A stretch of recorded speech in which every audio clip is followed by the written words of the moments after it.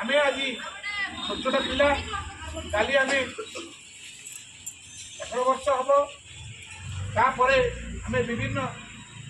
जगह बड़ जगह को बुलूगा विभिन्न देश प्रेम जागृत हवा उचित जे आमर विगत दिन में जो तम भाया 12 वर्षर बालक भट बोली कहते जातीय पताका आम धरी जो शांति मैत्री जो प्रीति जो तीनोटी अशोकंर चक्र जो रही आम तीनोटी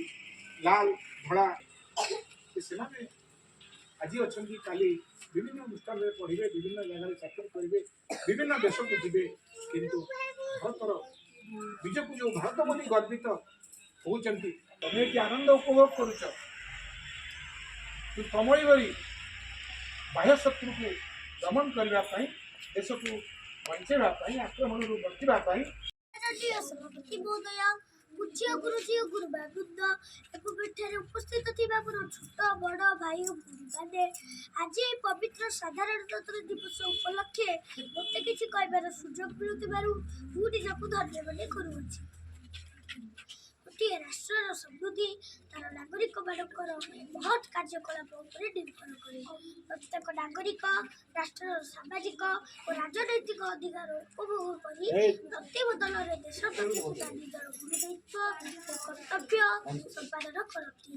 भारत होउछि विश्वर एक बृहत्तम गणतंत्र राष्ट्र गणतंत्र होउछि लोकमानक द्वारा परिचालित होउतबा शासन व्यवस्था गणतंत्र शासन प्रत्येक स्वाधीन राष्ट्र सर्वश्रेष्ठ शासन आम समस्ते जानू आम देश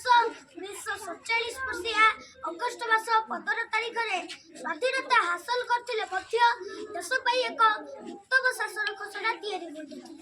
1950 मसीहा जनवरी मास 26 तारीख में भारतीय संविधान कार्यकारी होता और भारत एक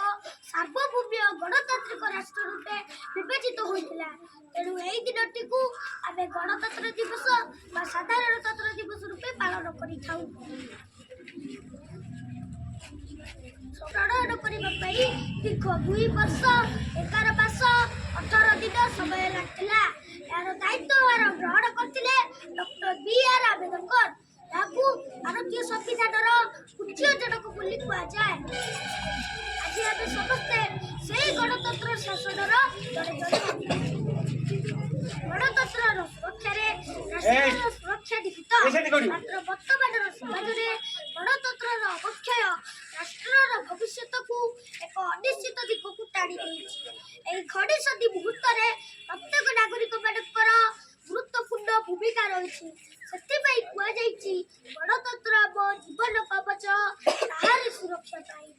गणतंत्र आम जीवन कवच ताहारी सुरक्षा पाई बड़ करियाबे कार्य करिथिबा प्राणर स्पंदन बड़ करियाबे कार्य करिथिबा प्राणर स्पंदन तेणु ये गणतंत्र दिवस केवल एक सामूहिक आनंद उत्सव नुहे आम आत्मसमीक्षार दिन देशर जातीय संहति को अक्षुण्ण रखा दिवसर मूल लक्ष्य 40 कोटी भारतीय दिन एक मन एक प्राण नहीं भारतर उन्नति आगे आसवे से दिन ही गणतंत्र दिवस पालन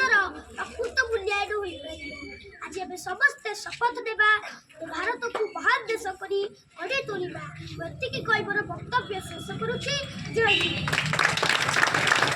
भाई भौणी माने आज हेउछि जनवरी मास 26 तारिख अर्थात साधारणतंत्र दिवस बा गणतंत्र दिवस एही पवित्र